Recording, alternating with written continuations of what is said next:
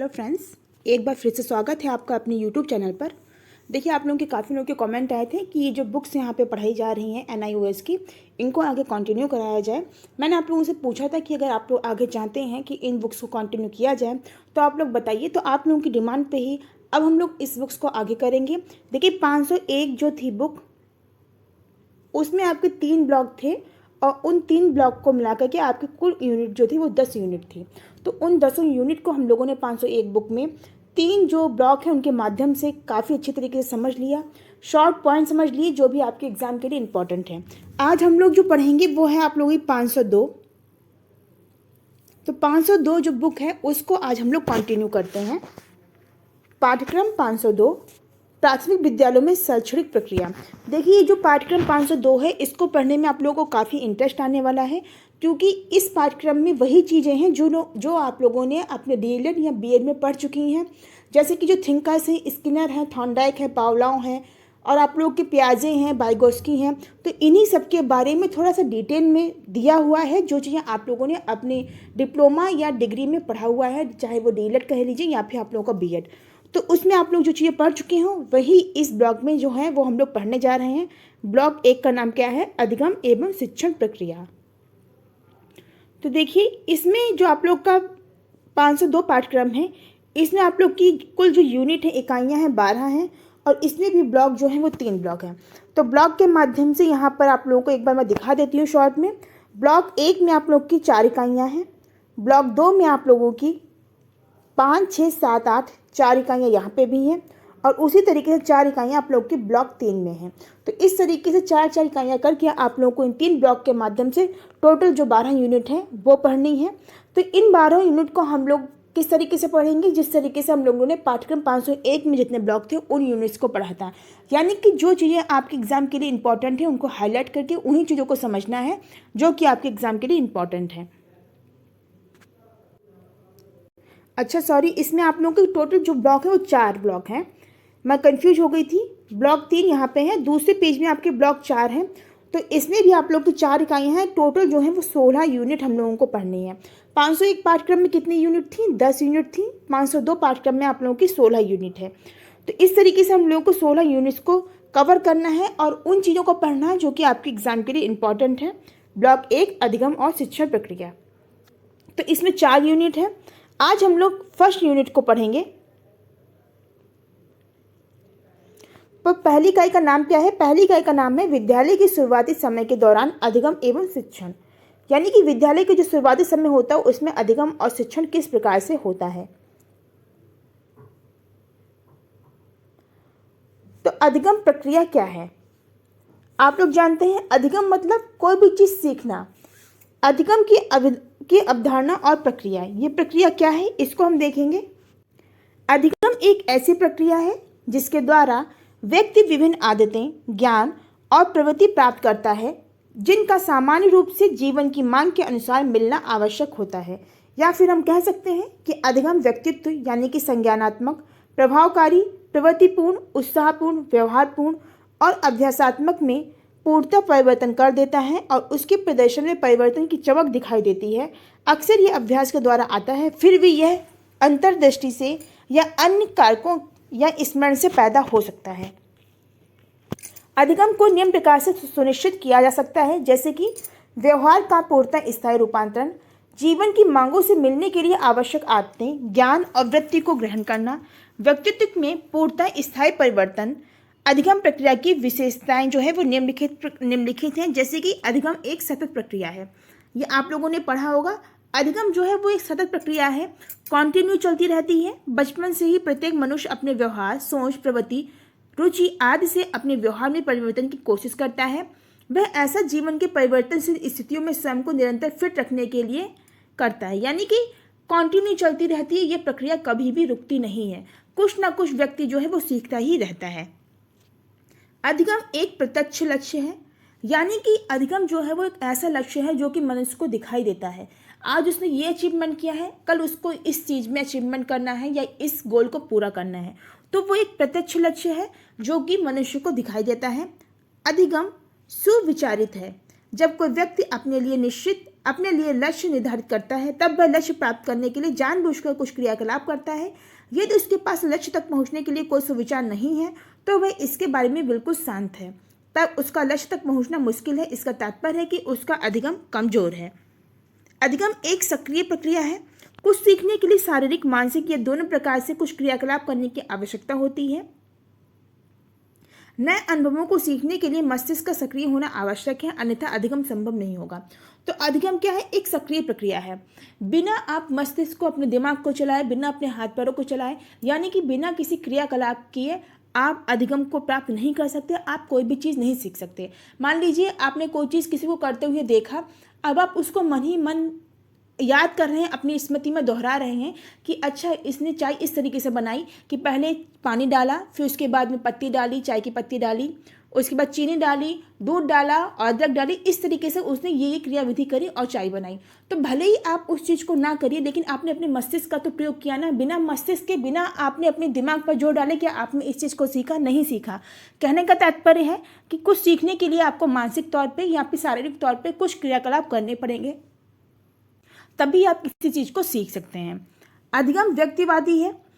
आपने कक्षा में अवलोकन किया होगा कि कुछ बच्चे अधिगम को शीघ्रता से सीखते हैं और अन्य धीरे धीरे सीखते हैं।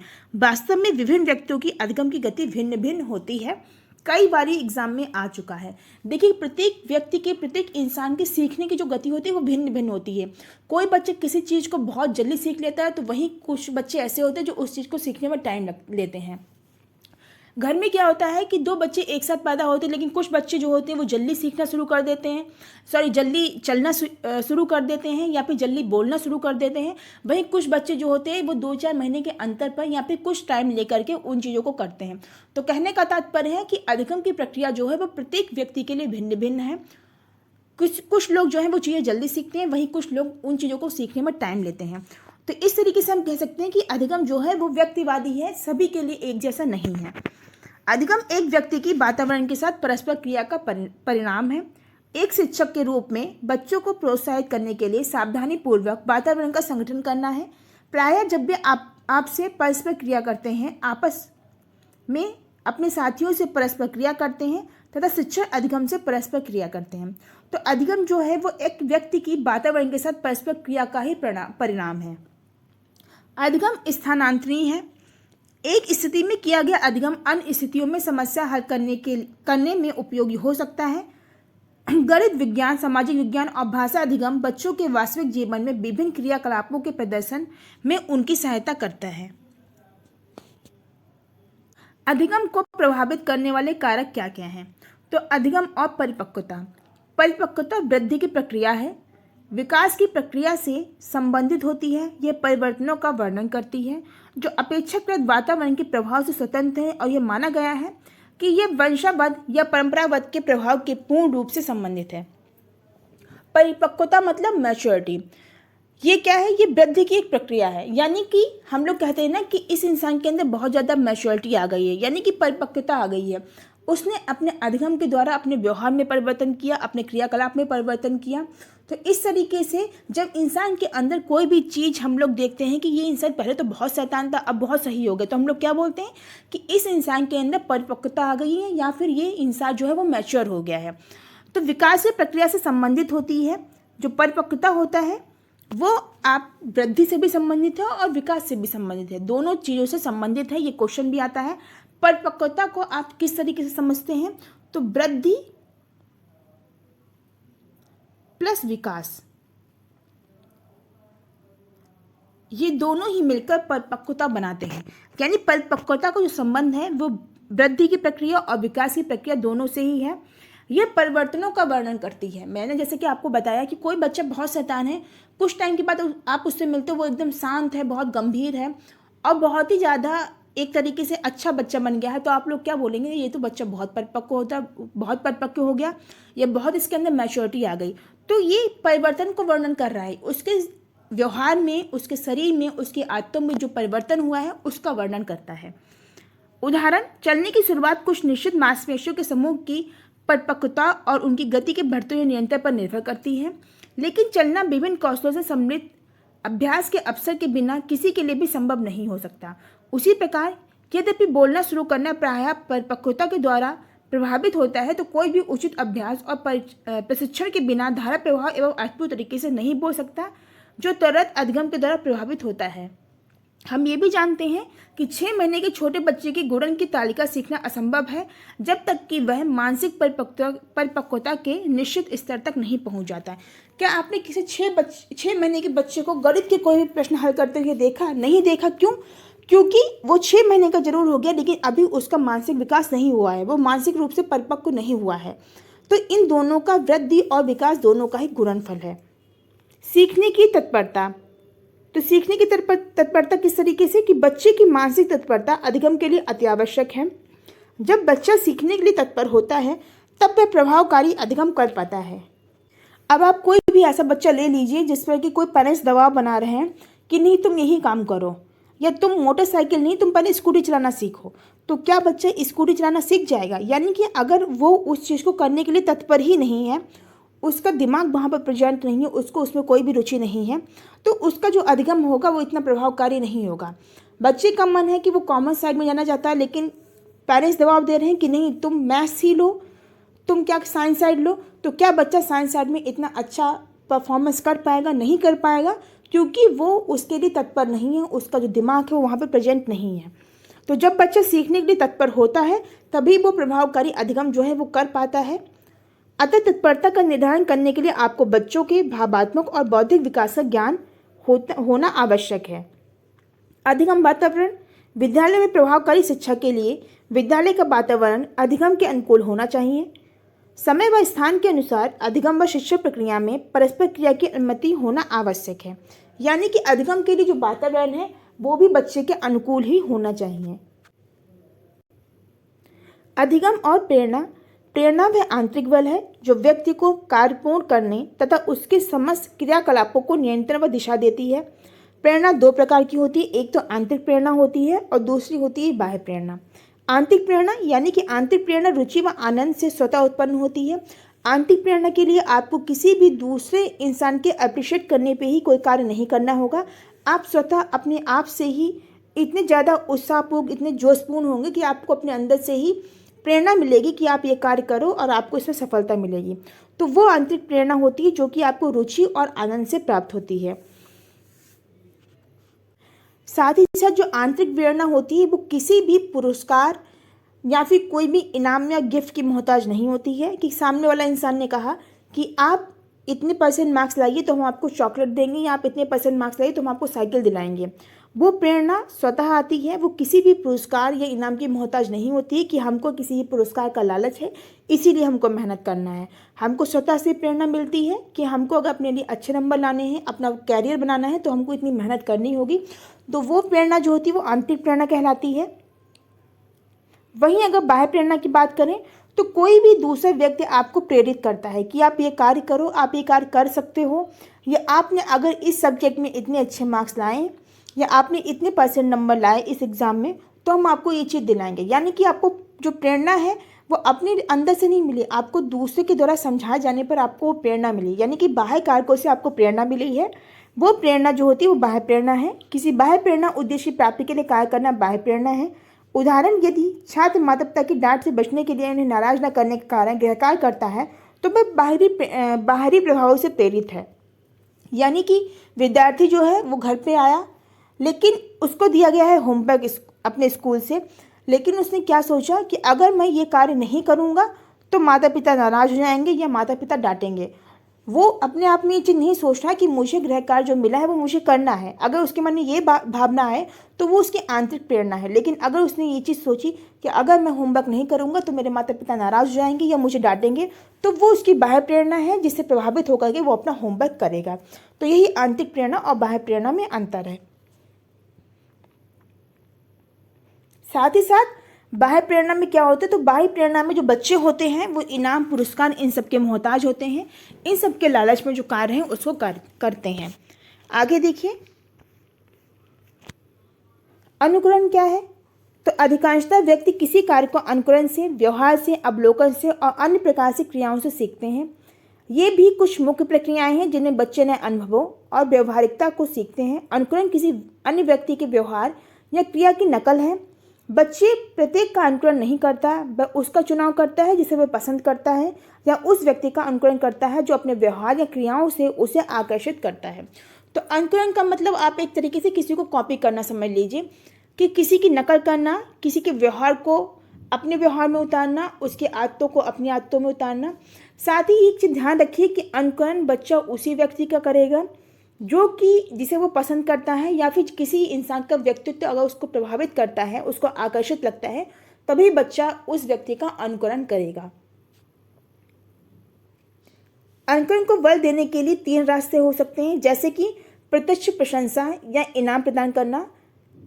जैसे वह तो एक विशेषज्ञ की तरह से समस्या हल कर रहा है, वह तो लता मंगेशकर की तरह बहुत अच्छा गा रहा है, या क्या शॉट खेला है, ये तो बिल्कुल सचिन तेंदुलकर की तरह खेलता है। बच्चे के व्यवहार को दोहराने के लिए प्रेरित करते हैं, यानी कि बच्चे को किसी की उपाधि देकर के उसके व्यवहार को दोहराने की जो प्रवृत्ति है वो दिखाई देती है उसमें, कि इसने जो शॉट मारा है वो तो बिल्कुल सचिन तेंदुलकर की तरह है। तो बच्चा क्या करेगा कि सोचेगा, अरे मेरी तुलना सचिन तेंदुलकर से हो रही है, अगला शॉट मैं फिर से वैसे ही मारता हूँ जैसे कि सचिन तेंदुलकर मारता है। तो इस तरीके से उसने किसका अनुकरण किया? सचिन तेंदुलकर का अनुकरण किया। तो ये क्या है? प्रत्यक्ष प्रशंसा के दौरान हुआ है, या फिर इनाम प्रदान करना, या फिर किसी इनाम की जो लालच है कह सकते हैं, ये इनाम की बात कह कह के किसी बच्चे से कोई कार्य कराना, इस तरीके का जो अनुकरण होता है उसको प्रत्यक्ष प्रशंसा या इनाम प्रदान करना जो है, उसके कारण जो अनुकरण है वो आता है। अगला क्या है? संतोषजनक परिणाम। यदि अनुकूल से बच्चा एक समाज स्वीकृत व्यवहार को अपनाता है, वह वांछित उद्देश्यों को प्राप्त करता है, तो वह उसे दोहराना पसंद करता है। उदाहरण के लिए, जब कोई बच्चा अपनी माँ को दूध कहते हुए अनुकरण करता है तो वह उस शब्द को दोहराना पसंद करेगा यदि दोहराने पर उसको पीने के लिए दूध मिलता है। यानी कि अगर बच्चा कहता है दूध और उसकी माँ दूध की बोतल लेकर के उसके सामने खड़ी हो जाती है, तो वह उस शब्द को पसंद करेगा, क्योंकि वो दूध शब्द बोलेगा तो उसके सामने दूध की बोतल आ जाएगी। तो इसीलिए बच्चा क्या है? संतोषजनक जब परिणाम पाता है किसी भी चीज़ से तो वह अनुकरण करता है। प्रतिनिधित्व पुनर्वलन। कभी कभी बच्चा दूसरों के अनुकरण को देखकर बिना किसी इनाम में संतोषजनक परिणाम के लालच से अनुकरण करता है। इसके पीछे उसका तर्क होता है कि यदि दूसरों को ऐसा करने से लाभ होता है तो मुझे भी होना होगा। यानी कि कभी कभी जो बच्चा होता है वो किसी इनाम या संतोषजनक परिणाम के लालच में ही अनुकरण नहीं करता है, वो अपना तर्क लगाता है, अपना दिमाग लगाता है कि यदि ये इंसान ऐसा कार्य कर रहा है तो उसको ऐसा लाभ प्राप्त हो रहा है, मैं भी अगर ऐसा करूँगा तो मुझको भी ये लाभ प्राप्त होगा। यानी कि वहाँ पर कोई भी लालच नहीं है किसी भी इनाम का या फिर किसी संतोषजनक परिणाम का कोई लालच नहीं है, बच्चा खुद से तर्क करके अनुकरण करता है। तो इस प्रकार का अनुकरण क्या कहलाता है? इस प्रकार का अनुकरण कहलाता है प्रतिनिधित्व अनुकरण। अनुकरण के प्रभाव क्या है? तो अनुकरण व्यवहार की 3 श्रेणियां हैं: आदर्शीय प्रभाव, दमनात्मक, अदमनात्मक प्रभाव और प्रकृतिकरण प्रभाव। किसी आदर्श के अवलोकन के परिणाम स्वरूप ग्रहण किए गए नए व्यवहार आदर्शीय व्यवहार में शामिल होते हैं।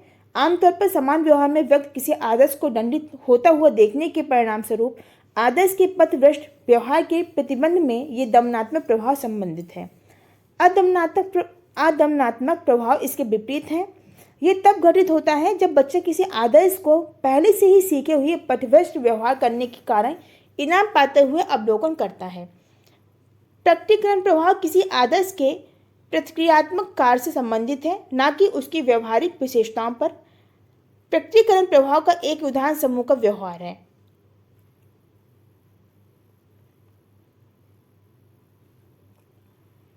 अवलोकन क्या है? अवलोकन से अधिगम मानव अधिगम की सामान्य और प्राकृतिक विधि है। अवलोकनात्मक अधिगम इस प्रकार का अधिगम है जो दूसरों के द्वारा किए गए व्यवहार को देखने, अपनाने व परखने से ग्रहण किया जाता है। अवलोकन किए गए व्यवहार के आधार पर नए व्यवहार का विकास है। ये भी आप कह सकते हैं कि अवलोकन जो है वो किए गए व्यवहार के आधार पर नए व्यवहार का विकास है, यानी कि जो व्यवहार किया गया उसके आधार पर जो नया व्यवहार का विकास हुआ है वही अवलोकन है। ध्यान प्रक्रिया। हम आदर्श के पूरे व्यवहार की नकल नहीं करते, बल्कि केवल व्यवहार के विशेष पहलुओं पर ध्यान केंद्रित करते हैं जो सीखने में हमें अच्छा लगता है। हम व्यवहार के उन्हीं महत्वपूर्ण लक्ष्यों की ओर ध्यान देते हैं जो हमें सीखना चाहते हैं। स्मृति की प्रक्रिया। सूचना को दिमाग में एकत्रित करने की योग्यता भी अधिगम प्रक्रिया का महत्वपूर्ण भाग है। स्मृति को कई प्रकार के कार्य प्रभावित कर सकते हैं। जैसे कि अक्सर हम स्मृति के लिए दो प्रक्रियाओं का प्रयोग करते हैं। पहली, देखी गई वस्तुओं को अपने दिमाग में स्टोर करना और तब मन ही मन उन क्रियाओं की श्रृंखला बनाकर अभ्यास करना। स्मृति, जैसे कि मैंने आपको बताया कि कोई भी वस्तु देख लीजिए, उसको अपने दिमाग में स्टोर कर लीजिए और फिर जो अपने दिमाग में चीज़ स्टोर की है उसकी एक इमेज बन जाएगी। उसको मन ही मन उसकी एक श्रृंखला बनाना और उसका अभ्यास करना। बंडूरा 1977 सुझावित करते हैं, जिनका नाम आप लोगों ने पढ़ा होगा बंडूरा का, कि एक आदर्श से सीखने का सबसे अच्छा तरीका है अवलोकन किए गए व्यवहार को संज्ञानात्मक रूप से संबंधित और अभ्यास करना है और इसके बाद उस पर कार्य करना है। पुनः निर्माण की गतिक प्रक्रिया। दर्शक कृति के अभ्यास के द्वारा अवलोकित व्यवहार के स्मरण के बाद व्यवहार शारीरिक कार्य के रूप में बदल जाता है। इसके लिए दो चीज़ों की आवश्यकता होती है। पहली, उसके द्वारा किए जाने वाले कार्य के लिए मूलभूत चीज़ों की आवश्यकता होती है। यदि कोई सचिन तेंदुलकर के समान बल्लेबाज बनने की इच्छा रखता है, तब एक बल्लेबाज बनने के लिए उसमें शारीरिक योग्यता क्षमता का होना मूलभूत आवश्यक है। प्रेरक प्रक्रिया क्या है? तो बच्चों को प्रेरित करने की आवश्यकता होती है। विशेष रूप से किसी कार्य को करने के लिए स्वप्रेरण की आवश्यकता होती है। अवलोकनात्मक अधिगम किसी आदर्शात्मक घटना के साथ शुरू होता है और अवलोकनकर्ता के प्रदर्शन से आदर्श के प्रदर्शन की समानता तक जाने के लिए निम्न 4 प्रक्रियाओं से गुजरना पड़ता है। जैसे कि अवलोकनकर्ता को ध्यान देना चाहिए। अवलोकनकर्ता के द्वारा दिमाग में दिए गए अभ्यास एवं स्टोर किए गए विचारों के द्वारा अवलोकन किए गए व्यवहार का प्रस्तुतिकरण करना चाहिए। अवलोकनकर्ता को अवलोकन किए व्यवहार का शुद्धिकरण और पुनः निर्माण करना चाहिए यदि उसे योग्यता की आवश्यकता है। अवलोकनकर्ता को समुचित प्रेरक परिस्थितियों के बीच सीखे गए व्यवहार का प्रदर्शन करना चाहिए। प्रयत्न एवं त्रुटि, तो ये आप लोगों ने पढ़ी होगी। जैसे कि जब कोई व्यक्ति किसी मुश्किल समय का सामना करता है जिसमें उसके पास कोई त्वरित समाधान नहीं है, तब अनेक प्रकार के समाधानों में व्यस्त जाएगा जब तक कि कोई संतोषजनक समाधान नहीं मिल जाता। दूसरे शब्दों में यह प्रयत्न एवं त्रुटि की समस्या को हल करता है। फॉर एग्जाम्पल, जब कभी आप लोगों ने पहली बार साइकिल चलाना शुरू किया होगा तो आप लोगों को ये नहीं पता होगा कि साइकिल चलाने में पहले स्पीड ज़्यादा तेज रखें या फिर बहुत धीरे रखें। बहुत धीरे रखेंगे तब भी बैलेंस नहीं बनेगा और बहुत तेज रखेंगे तब भी आप उसको हैंडल नहीं कर पाएंगे। तो आप इन सब प्रक्रियाओं के दौरान कई बार गिरे होंगे, चोट लगी हो गई, तो इन सभी त्रुटियों के परिणाम स्वरूप धीरे धीरे आप लोगों ने साइकिल चलाना सीखा होगा कि आपको कितनी स्पीड में साइकिल चलानी है जो कि आपका बैलेंस जो है वो 2 पहिए पे बन जाए। तो ये जो आप लोगों ने कार्य किया, ये आप लोगों ने प्रयत्न एवं त्रुटि के फलस्वरूप किया। आपने अभ्यास किया, पहले आप लोगों ने कोशिश की, आपको उसमें त्रुटि हुई, फिर आपने अभ्यास किया और अभ्यास के बाद आपको सफलता मिल गई। प्रयत्न एवं त्रुटि अधिगम का सिद्धांत अमेरिकी मनोवैज्ञानिक E.L. थॉर्नडाइक के द्वारा 1913 के द्वारा विभिन्न जानवरों, मुख्यतः बिल्लियों पर किए गए अनेकों प्रयोगों के बाद विकसित किया गया। तो इसमें ध्यान रखिए, थॉर्नडाइक का संबंध किससे है? तो भूखी बिल्ली से। इन्होंने क्या किया, एक पिंजरा ऐसा बनाया जिसमें एक बटन लगा दिया। जैसे ही बटन दबता था वैसे पिंजरा खुल जाता था और जो बाहर रखा हुआ भोजन है वो बिल्ली प्राप्त कर लेती थी। लेकिन बिल्ली को ये नहीं पता, उसके अंदर इतना सेंस नहीं है कि ये बटन कहाँ पे, इसको कहाँ पे टच करना है, कैसे दबाना है कि ये पिंजरा खुल जाएगा। तो बिल्ली क्या करती है, कंटिन्यू जंप करती रहती है। जंप करते करते अचानक से क्या होता है, उसका एक बार पैर जो है वो उस बटन पर पड़ जाता है और फिर पिंजरा खुलता है, वो अपने भोजन को प्राप्त कर लेती है। ऐसे वो कई बार करती है। एक टाइम ऐसा आता है कि बिल्ली इधर उधर कूदना छोड़ के डायरेक्ट उस बटन पे ही कूदती है कि मैं जब इस बटन पे कूदती हूँ तभी पिंजरा खुलता है। यानी कि उसने क्या किया, अभ्यास किया। ने क्या किया, उसकी जो त्रुटियाँ हैं वो कम होती गई और उसको उसका जो मनपसंद जो भोजन है वो प्राप्त हो गया। तो थॉर्नडाइक ने दिया ये सिद्धांत। तो इसमें मेन कौन था, तो भूखी बिल्ली जो थी उसके ऊपर उसने ये सिद्धांत जो है वो दिया। थॉर्नडाइक ने 3 नियमों का विकास किया है: अभ्यास का नियम, प्रभाव का नियम और तत्परता का नियम। किसी कार्य को बार बार करने से वह कार्य लंबे समय के लिए स्मरण हो जाता है। इसमें मुख्यतः 2 नियम है, ध्यान रखिए। अभ्यास के नियम में भी 2 नियम है, एक तो उपयोग का नियम और दूसरा है अनुपयोग का नियम। ये दोनों नियम पूछे जाते हैं कि थॉर्नडाइक के किस नियम के अंतर्गत आते हैं। तो ध्यान रखिए, उपयोग का नियम, अनुप्रयोग का नियम, तो क्या आया है अनुप्रयोग। तो उस तरीके से आ से आप ऐसे कोरिलेट कर लिया करिए कि आ से अभ्यास, आ से अनुप्रयोग। तो उपयोग का नियम और अनुप्रयोग का नियम किसके अंतर्गत आता है, अभ्यास के नियम के अंतर्गत आता है। पहला उद्दीपन के संबंधों की क्षमता से संबंधित है और प्रतिक्रियाओं को बार बार करने से संबंधित है। दूसरा पहले के विपरीत है, यानी संबंध कमजोर करने से है। प्रभाव का नियम, विभिन्न प्रतिक्रियाओं से वह प्रतिक्रिया जिसमें करने में आनंद व सुख की अनुभूति होती है वह सीखता से सीख जाती है।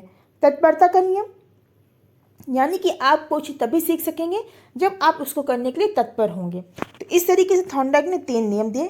सहभागिता से अधिगम करके सीखने अर्थपूर्ण अधिगम के लिए एक प्रभावशील विधि है। तो सहभागिता क्या है, यानी कि करके सीखना। बच्चों को छोटे समूह में मिलकर कार्य करने के लिए प्रोत्साहित करना हमेशा अधिगम के लिए लाभदायक होगा। सहभागिता मतलब कि एक दूसरे की हेल्प करना, एक दूसरे की हेल्प करके कोई भी चीज़, किसी भी लक्ष्य को प्राप्त करना, यानी कि बच्चों को छोटे समूह में मिलकर कार्य करने के लिए प्रोत्साहित करना हमेशा अधिगम के लिए लाभदायक होता है। शोध परिणाम में दर्शाते हैं कि छोटे समूहों के क्रियाकलाप में सक्रिय सहभागिता से शामिल बच्चे अधिक अच्छा परिणाम जो है वो अच्छा परिणाम देते हैं। यानी कि सहभागिता के द्वारा छोटे छोटे समूहों में क्रियाकलाप करके जो बच्चे हैं वो परिणाम अच्छा देते हैं, ये देखा गया है। खोज पूछताछ के द्वारा अधिगम, खोज अधिगम का एक पूछताछ अधिगम आधारित है। जेरोम ब्रूनर 1960 की खोज अधिगम का जन्मदाता माना जाता है। इनको अधिगम का जन्मदाता माना जाता है। उनका मानना था कि अपने लिए खोज में अभ्यास की सूचना इस ढंग से प्राप्त करना सिखाता है जिसमें सही रूप से समस्या समाधान में एकदम मदद मिलती है। खोज अधिगम उन समस्या समाधान परिस्थितियों में होता है जहाँ पर छात्र अपने ही अनुभवों व पूर्व ज्ञान को आधार बनाता है। यह वह अनुदेशिक विधि है जिसमें छात्र अपने ही वातावरण से आदान प्रदान करते हुए और वातावरण की वस्तुओं का टाल मटोल करते हुए तथा भिन्न भिन्न प्रयोगों से सीखते हैं। इस विधि में विद्यार्थी सक्रिय रूप से नियम सिद्धांत सोचते हैं और सूझबूझ का प्रयोग करते हुए अपने सोच का विकास करते हुए उपलब्ध आंकड़ों में आपसी संबंध ढूंढते हुए संगठन का आयोजन करते हैं। यह विधि निम्नलिखित सिद्धांतों पर आधारित है।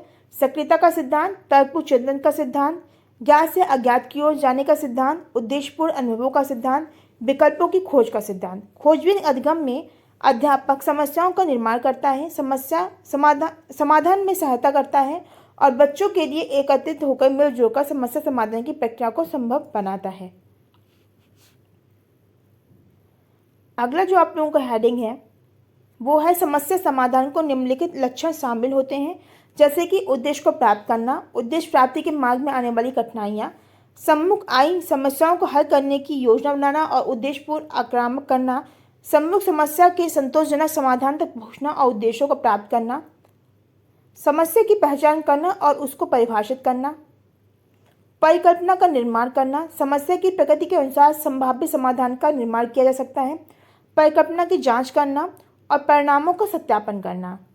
बच्चों में जटिल सोच, मुक्त मस्तिष्क, पूछताछ करने का साहस और खोज का विकास करने में उनकी सहायता करना। तो इस तरीके से समस्या समाधान के कुछ जो पॉइंट है वो बताए गए हैं।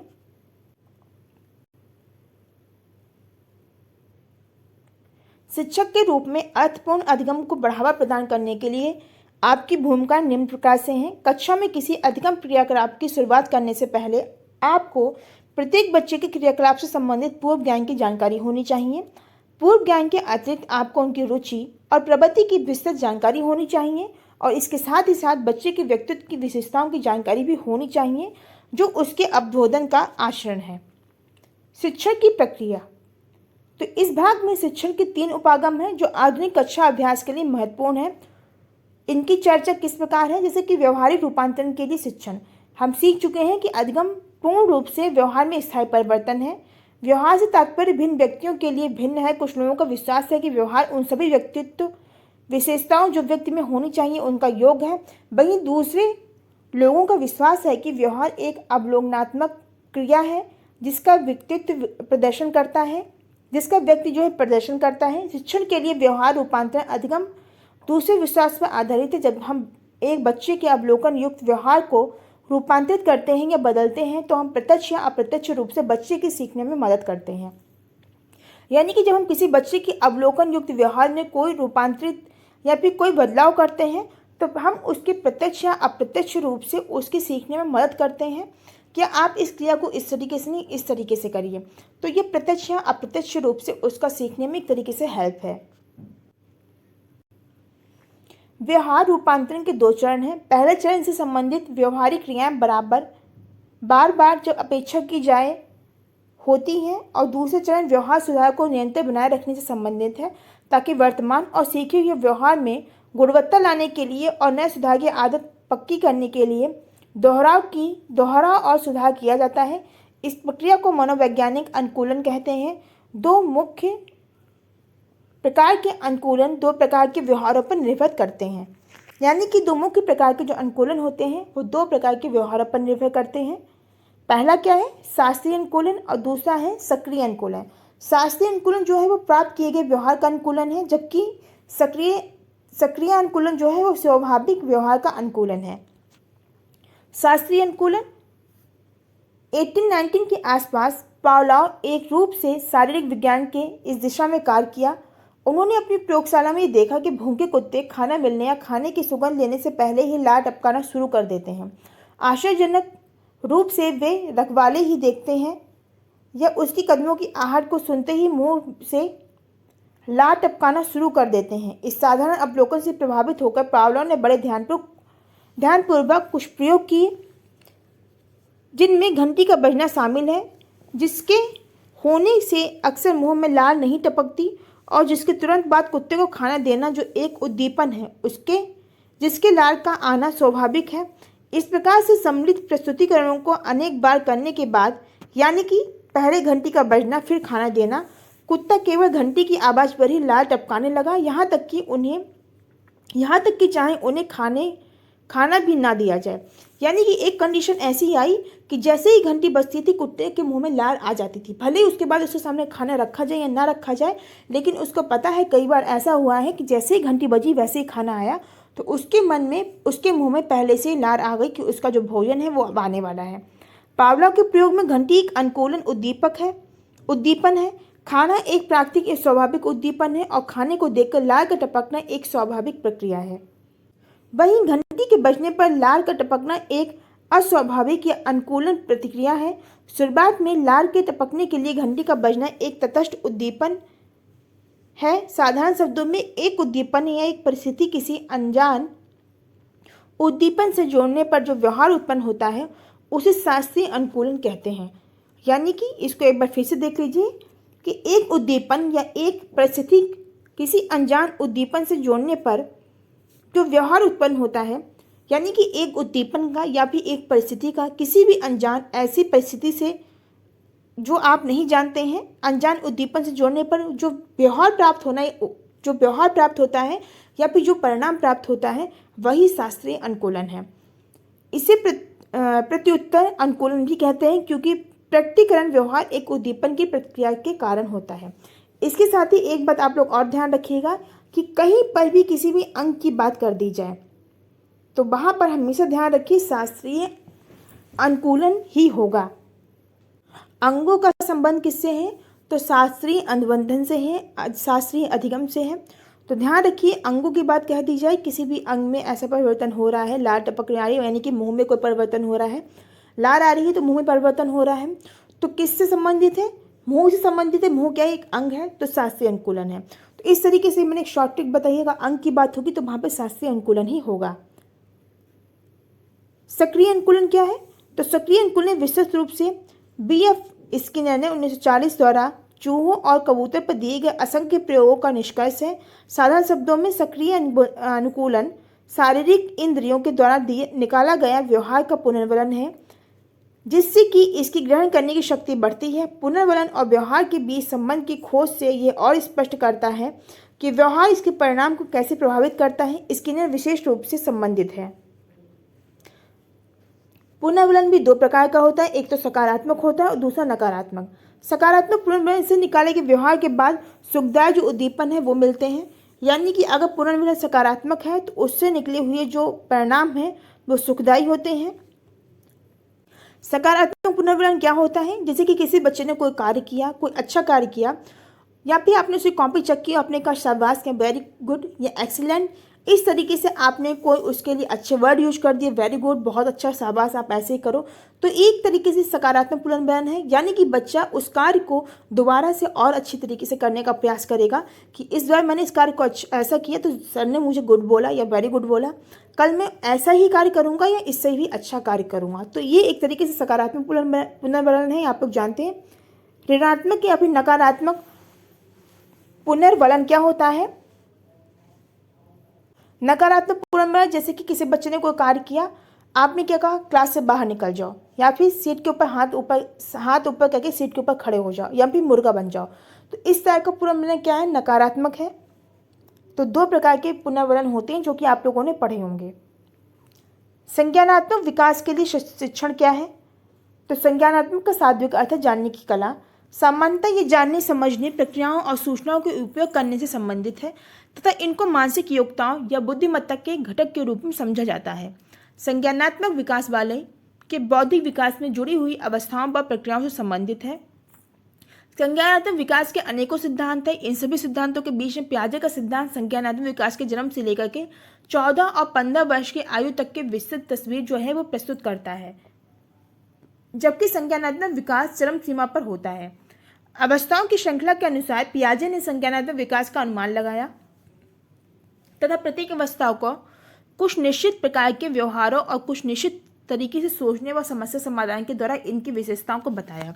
तो काफ़ी इंपॉर्टेंट टॉपिक है, इसको ध्यान रखिए और काफ़ी अच्छी तरीके से समझते हुए चलिएगा, क्योंकि इस टॉपिक से कई क्वेश्चन आते हैं, पूछ लिया जाता है, कोई एक विशेषता पूछ ली जाती है कि बच्चे अनुकरण करना पियाजे की संज्ञानात्मक चरण के अनुसार किस एज में शुरू करते हैं।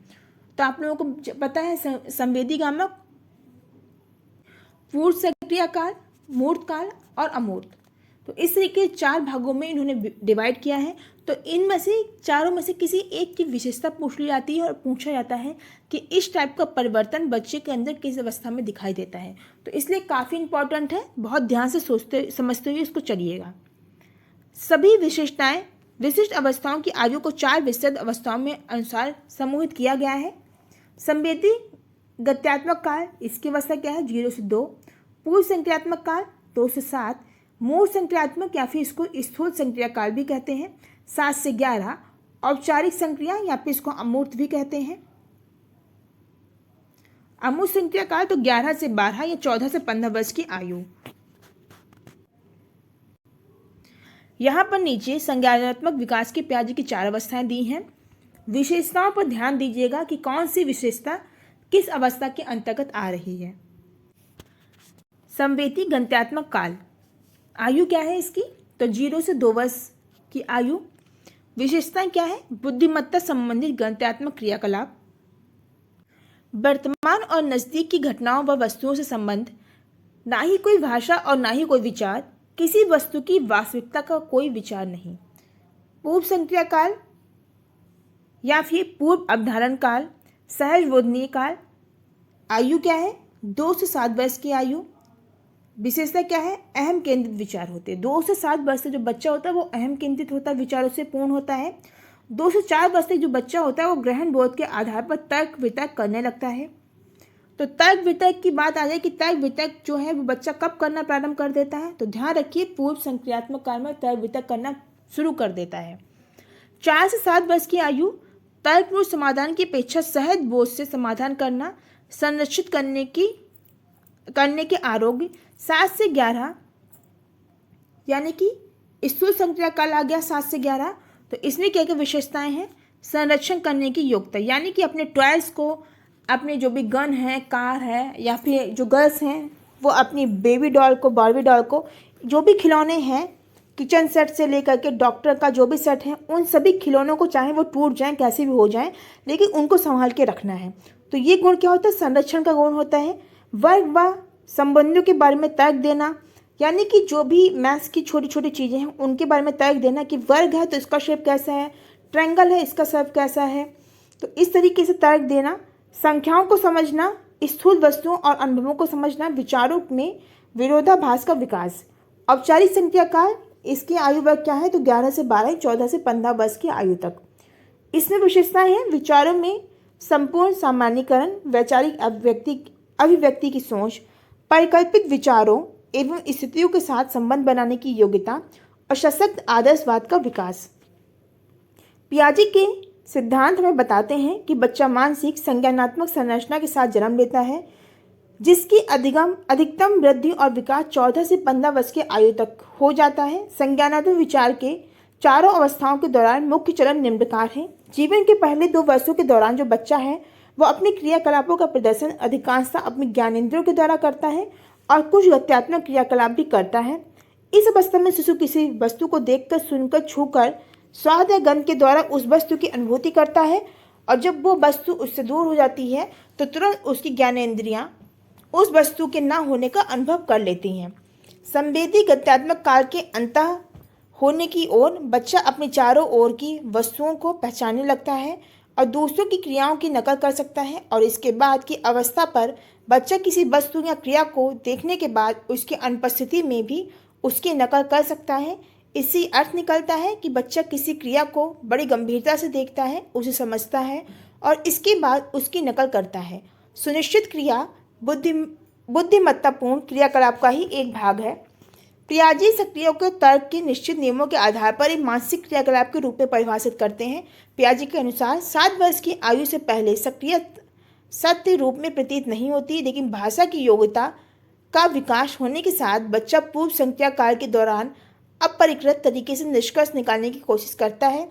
ये तर्क क्षमता मुख्य रूप से पूर्व तर्क, स्वकेंद्रित और उसके अंतर्गत की स्थिति होती है और मुख्य रूप से भावना और जोश से संचालित होती है।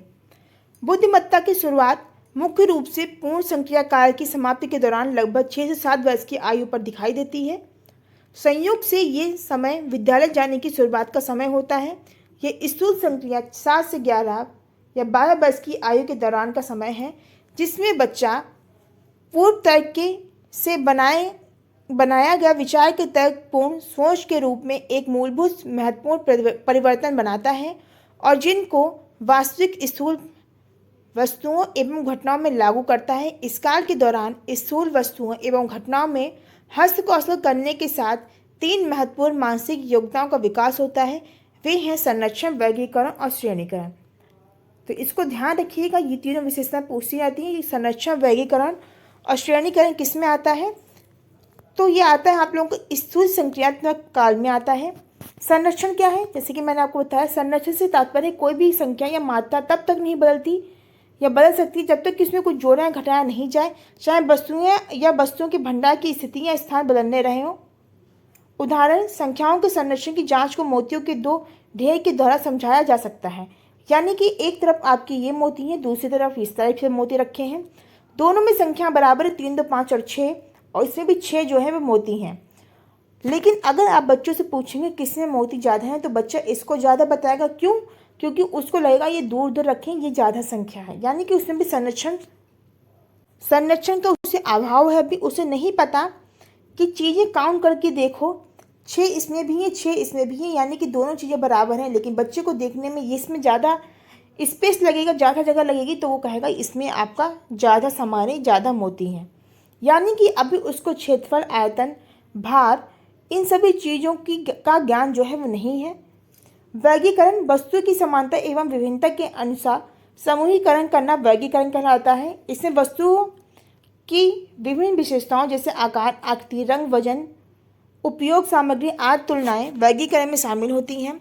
एक पूर्व संक्रिया काल में बच्चा वस्तुओं के वर्गीकरण करने के योग्य नहीं होता और एक ही समय में 2 वस्तुओं के से अधिक की तुलना नहीं कर सकता है। श्रेणीकरण, एक समान वस्तुओं को एक निश्चित क्रम में व्यवस्थित करने की योग्यता होती है, जिसको श्रेणीकरण कहते हैं। औपचारिक संक्रिया काल की अवस्था संज्ञानात्मक विकास की अंतिम अवस्था है। ये इसलिए औपचारिक है क्योंकि जिन मामलों में बच्चा अब तक संबंधित हो सकता था वे मुख्य रूप से काल्पनिक या परिकल्पना पर आधारित तथा स्थूल वस्तुओं एवं घटनाओं के से स्वतंत्र एवं अमूर्त हैं। लेव वाइगोस्की का नाम आप लोगों ने सुना होगा। ये एक प्रसिद्ध रूसी मनोवैज्ञानिक ने संज्ञानात्मक विकास के अपने सिद्धांतों को अपने 2 तत्वों को शामिल किया है। उसने संज्ञानात्मक विकास पर संस्कृति और भाषा के प्रभाव पर बल दिया है। उनके अनुसार संस्कृति के बिना हमारा दिमाग कार्य एक बंदर के समान प्रारंभिक मानसिक क्रियाओं तक सीमित है। संस्कृति और एक स्वस्थ विकसित भाषा के तत्वों के साथ गहन परस्पर क्रिया के साथ हम उच्च मानसिक क्रियाओं जैसे सोचने, तर्क करने, स्मरण करना आदि इसी प्रकार की क्रियाओं के योग बन जाते हैं। सामाजिक बाहरी भाषण 3 या 4 वर्ष की आयु से पहले दूसरों को नियंत्रित करने के लिए विस्तृत रूप से उपयोग या सामान्य अवधारणा की अभिव्यक्ति। अहम केंद्रित भाषण यानी कि 3 से 7 वर्ष की आयु तक रहता है। इसमें बच्चा अक्सर अपने बारे में बात करता है और ऊंचे स्वर में बोलता है। इसमें बच्चा स्वयं अपने व्यवहार को नियंत्रित एवं निर्देशित करने की भूमिका निभाता है। अंदरूनी मन के अंदर भाषण 7 वर्ष के ऊपर की आयु। यह एक बिना बोला हुआ संवाद होता है जो विचारों और व्यवहारों को नियंत्रित करता है। वाइगोस्की विद्यालयों में भाषा संबंधी क्रियाकलाप और कक्षा में अंदर या बाहर पाठ्यक्रम की परस्पर क्रिया में सांस्कृतिक तत्वों को समेकित करने का मजबूती के साथ तर्क देते हैं। अनुभव निर्माण की शिक्षा एक विद्यार्थी अपने ज्ञान का निर्माण अपने वातावरण के साथ परस्पर क्रिया के आधार पर करता है। सामाजिक समूहों में परस्पर क्रिया अथवा सामाजिक विषय अधिगम को सार्थक बनाने में सहायक होते हैं। सामाजिक परस्पर क्रिया बच्चों को विभिन्न सांसारिक वास्तविक समस्याओं को समझने में मदद करती है। वह प्रश्न पूछता है, दूसरे के प्रश्नों का उत्तर देता है, समस्या पर ध्यान केंद्रित करता है, समस्या की बहुतरीता व्याख्यान के बारे में समझता है और अंततः समस्या का संपूर्ण मानसिक स्वरूप बनाकर उस समस्या का मानसिक रूप से समाधान करने का प्रयास करता है। इस प्रकार समस्या के विभिन्न पहलुओं के मानसिक चित्रण के फलस्वरूप समाधान नए ज्ञान की संरचना के रूप में निकलता है। तो फ्रेंड्स, ये थी हमारी आज की यूनिट, जिससे हम लोगों ने काफ़ी इंपॉर्टेंट जो चीज़ें हैं उन पर डिस्कस किया है। ये सारी चीज़ें आप लोग पहले भी पढ़ चुके होंगे, लेकिन यहाँ पर इस बुक के माध्यम से आप लोगों ने एक डिटेल में जानकारी जो है वो प्राप्त की होगी। आज की वीडियो में बस इतना ही। वीडियो पसंद आए तो वीडियो को लाइक करिए, शेयर करिए। मिलते हैं नेक्स्ट वीडियो में। तब तक अपना ख्याल रखिए, खुश रहिए। Thank you.